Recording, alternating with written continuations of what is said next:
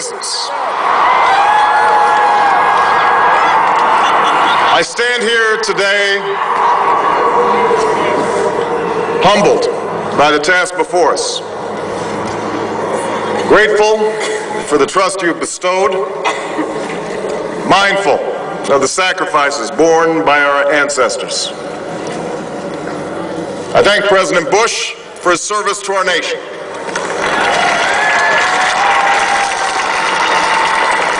As well as the generosity and cooperation he has shown throughout this transition. 44 Americans have now taken the presidential oath. The words have been spoken during rising tides of prosperity and the still waters of peace. Yet, every so often, the oath is taken amidst gathering clouds and raging storms. At these moments, America has carried on not simply because of the skill or vision of those in high office, but because we, the people, have remained faithful to the ideals of our forebears and true to our founding documents. So it has been, so it must be with this generation of Americans. That we are in the midst of crisis is now well understood. Our nation is at war against a far-reaching network of violence and hatred. Our economy is badly weakened, a consequence of greed and irresponsibility on the part of some, but also our collective failure to make hard choices and prepare the nation for a new age. Homes have been lost, jobs shed, businesses shuttered. Our health care is too costly, our schools fail too many, and each day brings further evidence that the ways we use energy strengthen our adversaries and threaten our planet. These are the indicators of crisis, subject to data and statistics. Less measurable, but no less profound, is a sapping of confidence across our land. A nagging fear that America's decline is inevitable, that the next generation must lower its sights. Today, I say to you that the challenges we face are real. They are serious and they are many. They will not be met easily or in a short span of time. But know this, America, they will be met.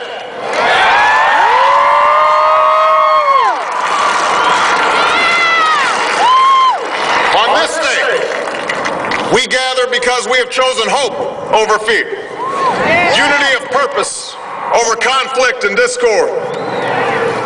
On this day, we come to proclaim an end to the petty grievances and false promises, the recriminations and worn-out dogmas that for far too long have strangled our politics. We remain a young nation, but in the words of Scripture, the time has come to set aside childish things. The time has come to reaffirm our enduring spirit, to choose our better history, to carry forward that precious gift, that noble idea passed on from generation to generation, the God-given promise that all are equal, all are free, and all deserve a chance to pursue their full measure of happiness.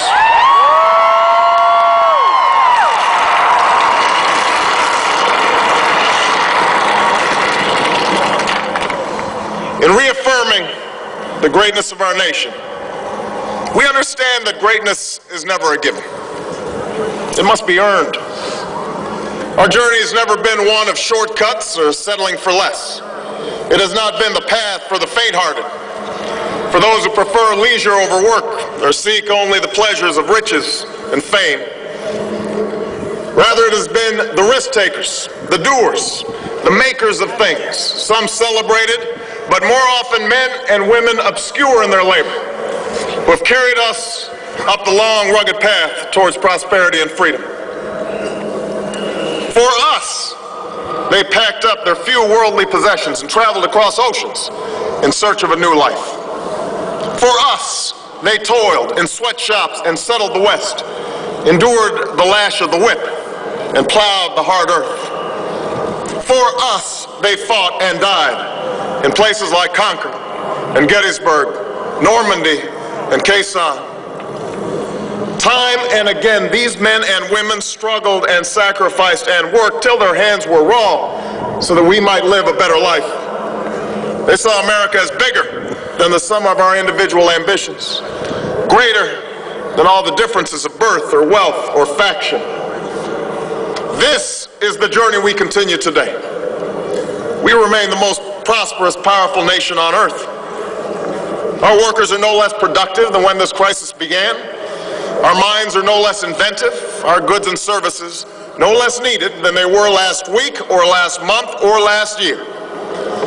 Our capacity remains undiminished, but our time of standing pat, of protecting narrow interests and putting off unpleasant decisions, that time has surely passed. Starting today, we must pick ourselves up, dust ourselves off, and begin again the work of remaking America.